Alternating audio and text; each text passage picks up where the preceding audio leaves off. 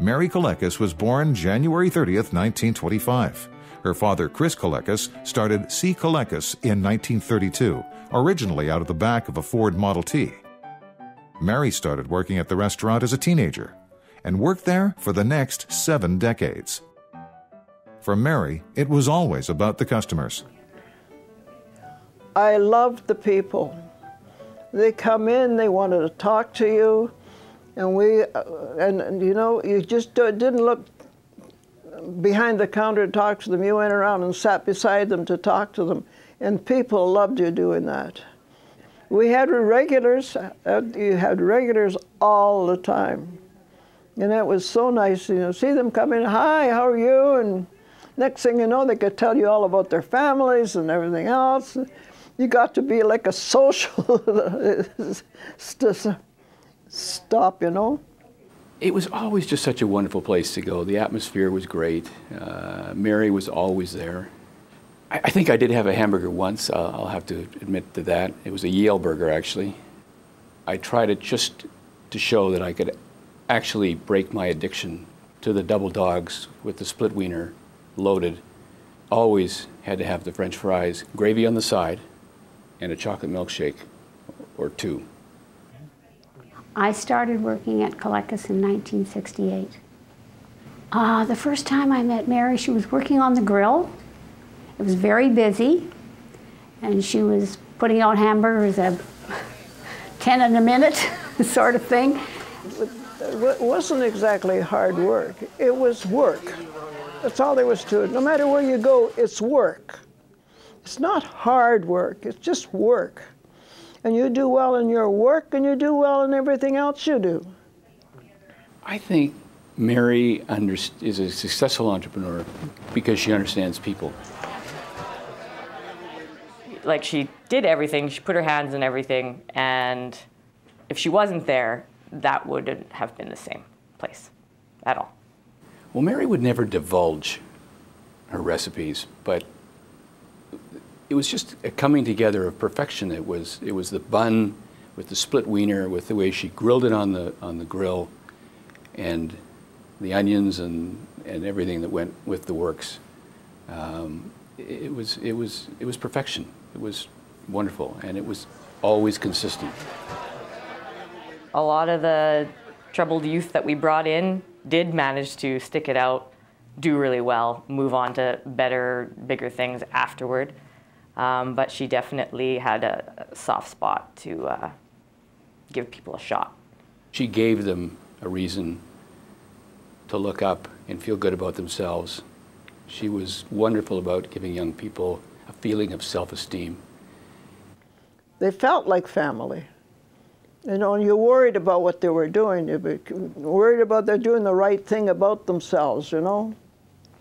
And so that if you don't give them a little hand and to kind of steer them a little bit, didn't steer them that much, but just enough to make them think.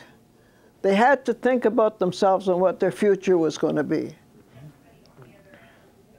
Mary treated everybody the same, so she didn't do anything different to a celebrity than she would have to you. That's how she treated the people. On Saturday night, my father would give me all the orders to deliver, right, from the butcher shop. Right. And I'd get on the bicycle, and the first stop I'd make would be right over there to get the hot chips. That would sustain me for the next few minutes on my long, arduous trip with the parcels. How many people? Would you believe I had Pat Sajak come in? Lorne Green.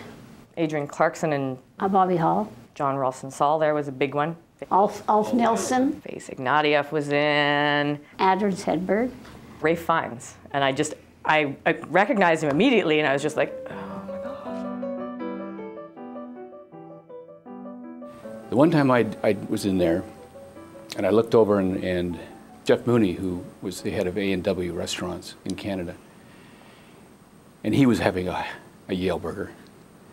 So I called Mary over and I said, now Mary, this is a real proof of how great your food is when the head of A&W restaurants comes to Kelekis for a hamburger. Our busboy was taking out the garbage, and he came back in and he said, Sion, he said, there's a guy in the garbage dump. So Mary come charging down into the kitchen and outside, and I went out with her, and she said, "You get out of that garbage."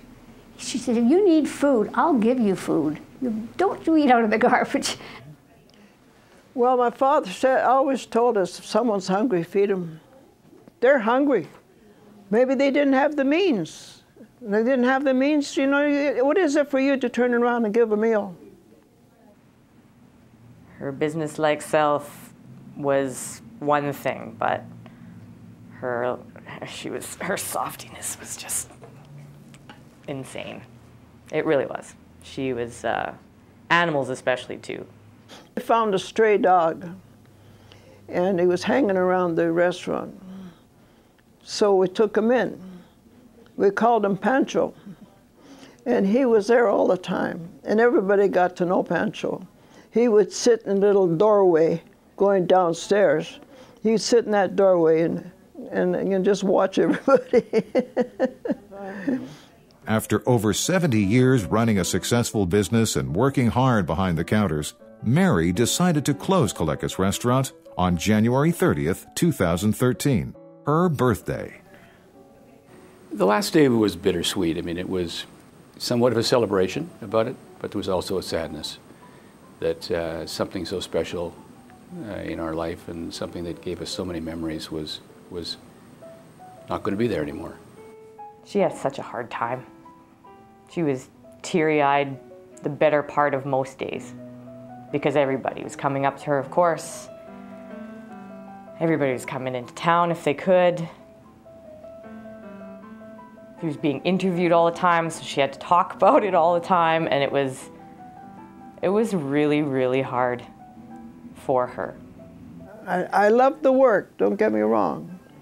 And it wasn't hard work because it was a work of love in a way. And we loved our customers, we enjoyed them very much and everything else. But you know, you can't keep doing this all your life. It's an impossibility. You know, it's not exactly an easy chore. You know, I think I got 9 decades behind me. And so what the heck? I put a lot of time in. And I'm certainly, I'm not sorry for any of it because I've had some wonderful adventures through the years.